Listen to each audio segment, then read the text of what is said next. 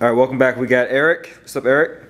Hey, hey. Eric Johnson. So, inquiring minds want to know, what are the top write-offs, deductions that most people don't even know about? Can't even know it. All right, I'm going to throw a few at you. Let's start with my favorite. My favorite is the home office deduction. If you have a home business and you do not have a home office, then you are missing out on thousands of dollars in potential savings. The thing I love the most about the home office deduction is that it allows us to write off things that were previously non-deductible and transform them into deductible expenses. The way this looks like is this. Let's say you have a home, your home is 1,000 square feet, all right? And let's say your home office is 100 square feet. So your home office is 10% of your home. Now you get to write off 10% of your rent, 10% of your utilities. You have HOA fees, 10% of that, security costs, certain big improvements. There's a lot of deductions that you get to write off. Now, before we had our business, we still had these expenses, right? But now that we have a business, a portion of it's deductible. So you got to take advantage of that. Another thing that we talked over briefly is deducting mileage. All right, now commuter miles are not deductible. But if you have a home office and you have a business location, now every time you go back and forth, those miles are deductible. I would definitely confirm that your situation with the tax pro before you use this, but I need you to understand that it's available for you, and you could be missing out on thousands of dollars of tax savings if we aren't taking advantage of that key in the tax code. Other deductions that we could use that could be important are home office mileage, and honestly, this may just be a good segue into the accounting section. A lot of people just aren't simply maximizing their current business deductions as it stands, especially if we have separate business accounts. So what I would suggest is that you get a business account and make sure all your business expenses come from that one account, all right? And that way you can be absolutely sure that you are capturing every single business expense that you have. And more importantly, if you're audited, you have all the proof to be able to stand your ground. All right? Are there any questions about deductible business expenses that we may be able to use? As a real estate investor, I noticed questions about how do you determine if something can be deducted that year or if it's a capital expense? That is a great question. There's a few rules that determine those. One of the big rules is that if you buy an asset that has a life of more than 1 year, you typically have to deduct it over a certain amount of years. Most of the time it's going to be 5 or 7 years. If it's actual real estate property itself, it's going to be 27.5 years if it's residential. It's going to be 39 years if it's commercial. But what about things like house repairs? There's a special IRS code. I don't know the number by heart. It reads more like a computer code, but the code says expenses that are less than $2,500 can be deducted in that year, or it can be written off in that year, even if it has a life of more than a year. So like a water heater? A water heater, if it's less than. Well, there's also another rule called, another section called this Section 179 deduction, which allows you to write off a lot of big equipment. There's several rules to where you can write off big purchases in the same year, but the most common ones that we need to be aware of are going to be the differences between, let's say, a repair and an improvement. All right. Now, a repair is going to be something that's going to kind of just keep it in working fashion. An improvement is something that's going to increase the value or increase the life of your asset or your house. Repairs, deductible. Improvements, they have to be depreciated over time, or they increase the basis of the property. Let me give you a couple examples. So you have a leaky roof and you fix the roof, all right? In most cases, that's going to be a simple repair. You can deduct it this year. But let's say you replace the whole roof. Now that's an improvement, so that is going to be deducted, and it's going to increase the basis, your basis in the property. That makes sense? Does repairing of gutters count? I would say so. How much you spend on it? Price quotes I've given, without guards, it's been about 1,400–1,500. 1,400–1,500. You can probably break that off and not get in trouble for it. But there's another very important distinction I need to make that actually gets a lot of rehabbers in trouble. Let's say you acquire a property so you can fix it up and resell it at a profit. You can only write off that profit and those repair costs in the year the property is sold. So here's an example that I think catches a lot of people off guard.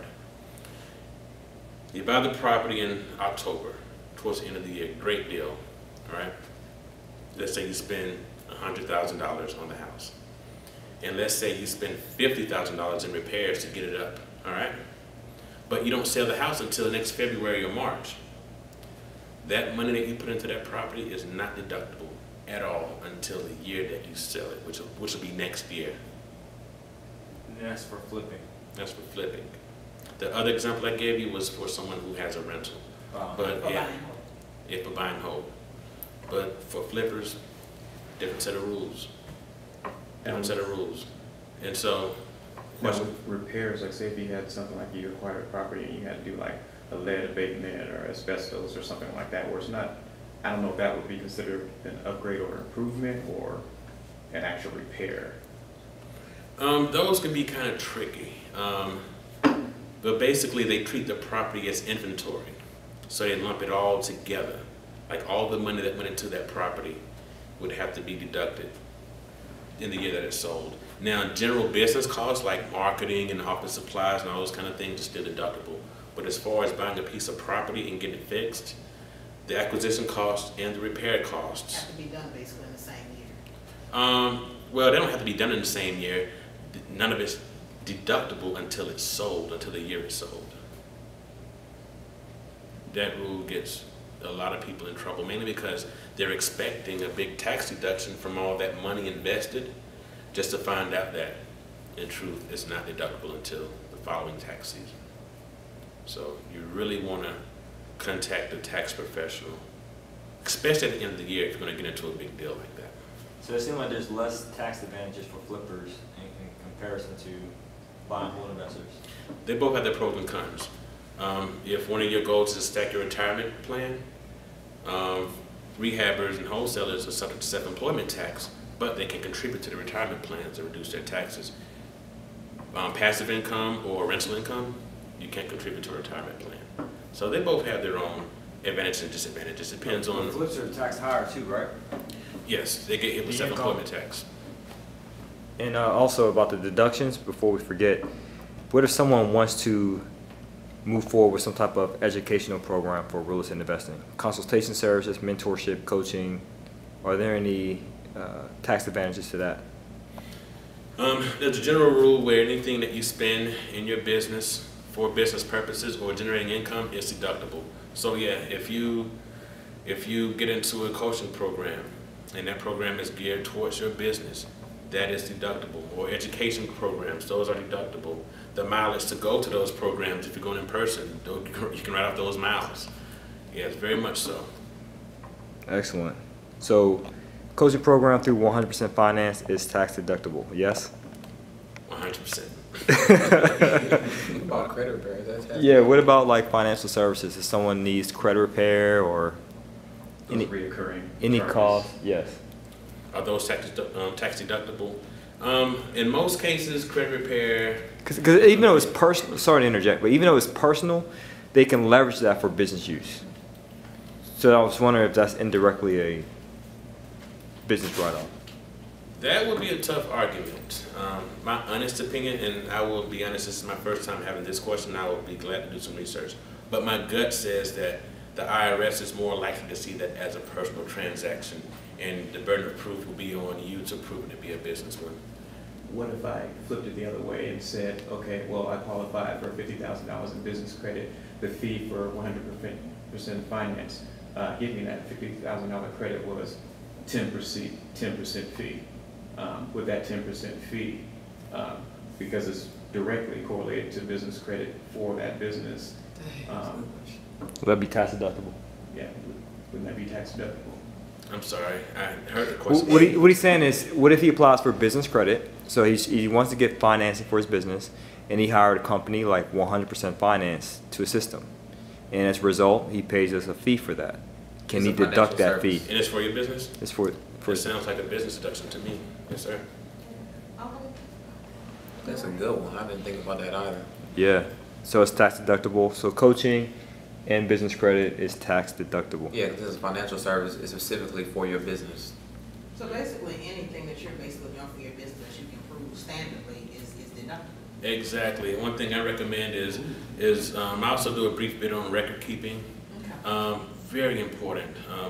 You don't always have to have some shady stuff when you're returning to get audits, and sometimes it's just a matter of you just drew the short straw and it's a random one.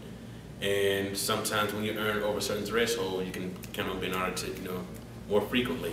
But when it comes to those transactions that look like they could go either way, make sure you document it well, and you document why it's a business expense. That way, when it comes time for an audit one, you can easily get your hands on it, and it just helps you to substantiate what you claim in your return. You're not getting to check to say this stuff for 100% finance, right? He said we're going to discuss that after this meeting's over. I just had a quick one right back on that business finance that's kind of getting me excited. On the business credit, of course, I get the business credit, and I use that to acquire a property or properties. Is the interest that I'm paying towards that business credit deductible? Yes. Sweet. The principal is not deductible, but the interest, that's a great So it's question. like I get a zero interest loan using the business credit because I could write it off essentially. Now, zero interest loan, the IRS.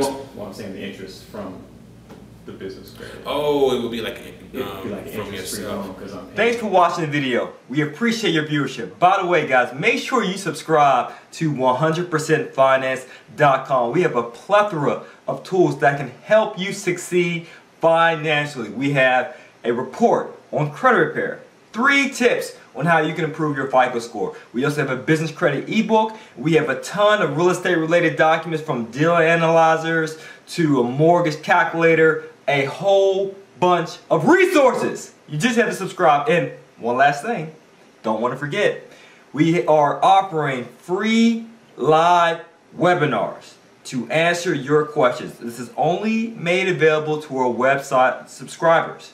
So you have to subscribe to 100percentfinance.com to receive the details as to the date, the time, and the call-in information for the webinars to answer your credit repair, business credit, or business funding needs, as well as your real estate related questions. Thank you guys again for watching, and subscribe.